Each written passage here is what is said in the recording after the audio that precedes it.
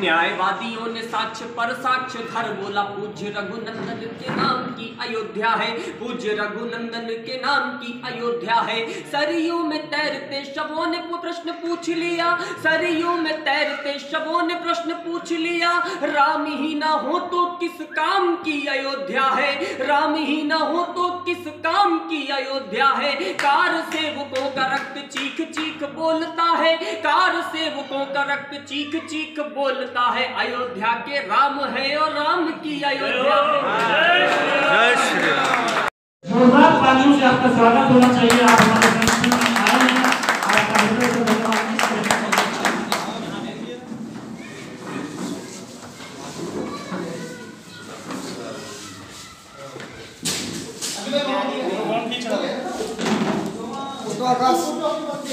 बोले हो तुम? अरे साहब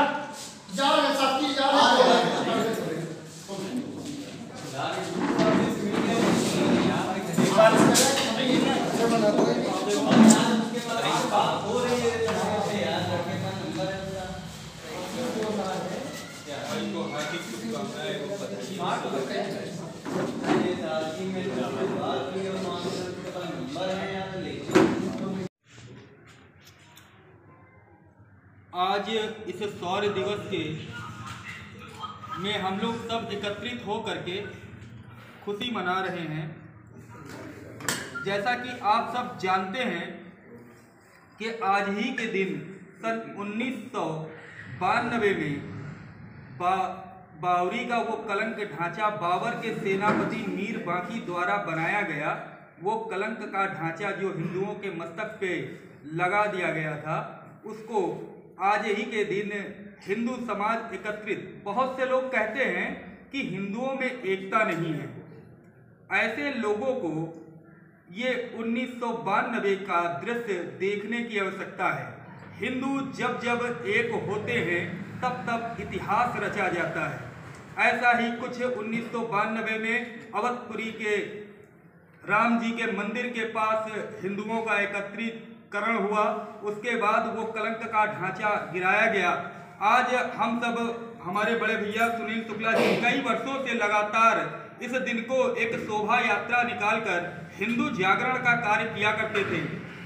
आज जब केंद्र सरकार एवं राज्य सरकार ने राम जन्मभूमि मुक्त होकर के उसमें भव्य मंदिर निर्माण का कार्य आरंभ हो गया है, तो हम उसी को एक हल्का सा कार्यक्रम खुशी के त्योहार के रूप में मना रहे हैं।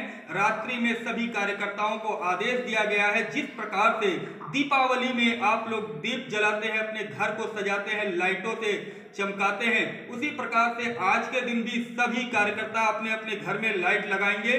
जितने भी हमारे अनुयायी हमें सुन रहे हों या कहीं से हमारा संदेश उन्हें प्राप्त हो रहा हो, उन सब भाइयों से बहनों से हमारा निवेदन है कि आज भी आप दीपावली के दीप उत्सव की तरह आज के दिन को शौर्य दिवस के रूप में मनाएं। हर घर में ये शौर्य दिवस मनाया जाना चाहिए। ये हिंदुओं का गर्व का विषय है। आज बहुत बड़ा गर्व हमें हासिल हुआ था, बहुत सालों का युद्ध, आज जाकर के वो कलंक का ढांचा गिराया गया था। ये हमारे बहुत बड़ा गर्व का विषय है। सभी को दीप जलाना चाहिए। जय श्री राम। एक तरफ वो धर्म है जो तलवारों के रूप में अपना विस्तार करना चाहते हैं, और एक तरफ यह धर्म है जो चींटियों को दाना दे करके, चिड़ियों को पानी दे करके अपना विस्तार कर रहा है। निश्चित रूप से यह राम हमारी सांस्कृतिक चेतना के प्रतीक है।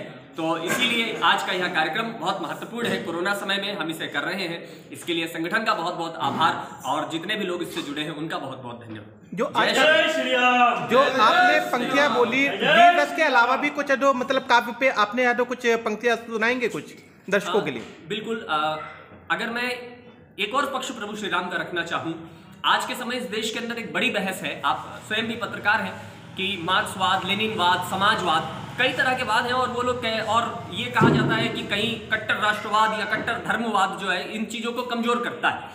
एक बहुत बड़ी मुहिम इस देश में चलाई गई जिसमें यह कहा गया, भैया का बहुत अच्छा, हमारे बड़े भैया हैं सुनील जी शुक्ल जी, और बहुत बढ़िया उन्होंने वाल्मीकि जी का जो मंदिर का वहां पर एक प्रस्ताव रखा है, बहुत बड़ी बात है। मैं कहना चाहता हूं कि जो ये तथाकथित लोग कह रहे हैं कि प्रभु श्री राम चंद्र जी उच्च वर्ग के देवता है, ये बात कही जा रही है, कोई भी आंदोलन होता है जेएनयू से लेकर के, और वो पता नहीं कौन भीम आर्मी वगैरह, तो वो रामचंद्र जी की फोटो फाड़ते हैं। मैं कहना चाहता हूं कि प्रभु श्री रामचंद्र जी को जिन्होंने पढ़ा नहीं है वही ये बात कहते हैं।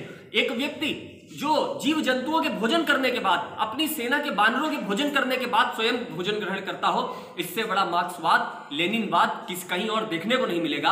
और प्रभु श्री रामचंद्र जी हमारे यहाँ त्रिलोक वंदनीय, भगवान विष्णु का अवतार है। भगवान विष्णु का अवतार होने की वजह से त्रिलोक वंदनीय है। त्रिलोक वंदनीय प्रभु श्री राम 14 वर्ष तक अपनी अयोध्या की माटी की पूजा करते रहे। इससे बड़ा राष्ट्रवाद कहीं देखने को नहीं मिलेगा। मैं बताना चाहता हूं कि प्रभु श्री रामचंद्र जी है क्या इस देश के लिए, हमारे लिए, राजनीति के लिए, समाज के लिए। जिनकी कृपा हुई तो सागर में पत्थर तैराए हैं, जिनकी कृपा हुई तो सागर में पत्थर तैराए हैं। भारत भू के कड़कड़ पर जिनकी स्थिर प्रतिमाएं हैं, भारत भू के कड़कड़ पर जिनकी स्थिर प्रतिमाएं हैं। राम वही जो जुगनू को दिनमान बनाने वाले हैं, राम वही जो जुगनू को दिनमान बनाने वाले हैं, राम वही जो जुगनू को दिनमान बनाने वाले हैं। राम वही जो केवट का अभिमान बढ़ाने वाले हैं, राम वही जो केवट का अभिमान बढ़ाने वाले हैं। राम वही जो शबरी को सम्मान दिलाने वाले हैं, राम वही जो शबरी को सम्मान दिलाने वाले हैं। राम वही जो भारत की पहचान बनाने वाले हैं, राम वही जो भारत की पहचान बनाने वाले हैं, राम वही जो भारत की पहचान बनाने वाले हैं। ये है प्रभु श्री रामचंद्र जी का चिंतन। और निश्चित रूप से जरूर पाठ्यक्रमों में, और जो हमारे यहाँ की नई पीढ़ी है उसे हमें रामायण जरूर पढ़ानी चाहिए, सिखानी चाहिए, और ये बताना चाहिए कि प्रभु श्री रामचंद्र जी को जितना हम जानते हैं उससे बहुत बृहद उनका दायरा है, बहुत बड़ा क्षेत्र है उनका। और जिस दिन व्यक्ति प्रभु श्री रामचंद्र जी को समझ गया, एक अयोध्या नहीं, मुझे लगता है कि भारतवर्ष का हर घर राम राज्य से जुड़ जाएगा और हर घर में प्रभु श्री रामचंद्र जी विराजमान हो जाएंगे। यह उद्देश्य हमारा होना चाहिए। जो आज का कार्यक्रम है उसके विषय में थोड़ा सा बताएं। मेरा नाम सुनील शुक्ला है और मैं अंतर्राष्ट्रीय हिंदू महासंघ भारत का राष्ट्रीय अध्यक्ष हूँ, और हमारे प्रदेश अध्यक्ष सुमित कटियार जी हैं। चूँकि आज 6 दिसंबर है और आज ही के दिन बाबरी मस्जिद नामक कलंक को ढहाया गया था, और इस दिन को हम लोग शौर्य दिवस के रूप में मनाते चले आ रहे हैं विगत कई वर्षों से।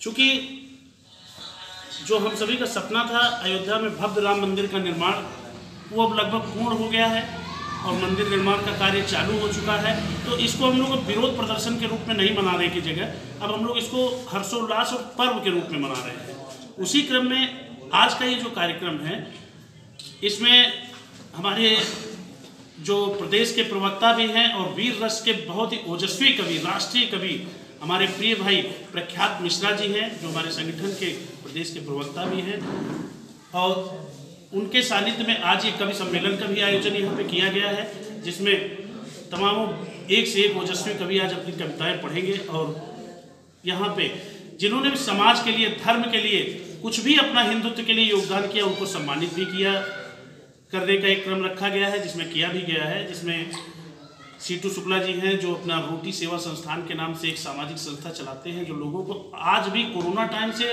विगत कई, मुझे लगता है वर्षों से, लोगों को खाना पहुंचाने की व्यवस्था करते हैं। और हमारे धर्माचार प्रकोष्ठ के पंडित देवेंद्र मिश्रा जी, जो धर्म के माध्यम से और पूजा पाठ के माध्यम से लोगों को जागृत करते रहते हैं, उनका भी सम्मान किया जाएगा। और इसी क्रम में और भी कवि हैं, और हमारे भाई जो हमारे प्रदेश के प्रवक्ता हैं, छोटे भाई लोकेश द्विवेदी जी, आप भी अपनी बात को रखेंगे। मैं चाहूँगा सबसे पहले विख्यात मिश्रा जी अपनी बातों को रखें। बहुत बहुत धन्यवाद भैया। और निश्चित रूप से आज का जो यह, मैं तो कहता हूँ कि बहुत ही पवित्र दिन है। पवित्र दिन इसलिए है कि जब हमने स्वतंत्रता की लड़ाई लड़ी, तो यह स्वतंत्रता की लड़ाई सिर्फ आर्थिक रूप से नहीं लड़ी, सिर्फ सांस्कृतिक रूप से नहीं लड़ी, हमने इसे सांस्कृतिक रूप की लड़ाई लड़ी है, सामाजिक रूप की लड़ाई लड़ी है। और निश्चित रूप से जो हमारा एक राष्ट्रीय प्रतीक है हमारे हिंदुत्व का या हमारे धर्म का, वो होते हैं हमारे प्रभु श्री राम। और आज़ादी के इतने वर्षों बाद तक, 1990 तक, अगर वहाँ पर बाबरी मस्जिद दिखती थी तो निश्चित रूप से ये नहीं कहा जा सकता था कि हम पूर्ण रूप से स्वतंत्र हैं। खैर, वहाँ स्वतंत्रता मिली, बाबरी विध्वंस हुआ, वहाँ कलंक मिटा, और उसके बाद में तमाम प्रकार की चर्चा अभिचर्चा हुई। आज भी लोग कहते हैं राम और अयोध्या को लेकर के, मैं 4 पंक्तियों में उनको जवाब देना चाहता हूँ कि राम और अयोध्या एक दूसरे के लिए क्या है। कि पत्थरों पे लाल रंग से लिखा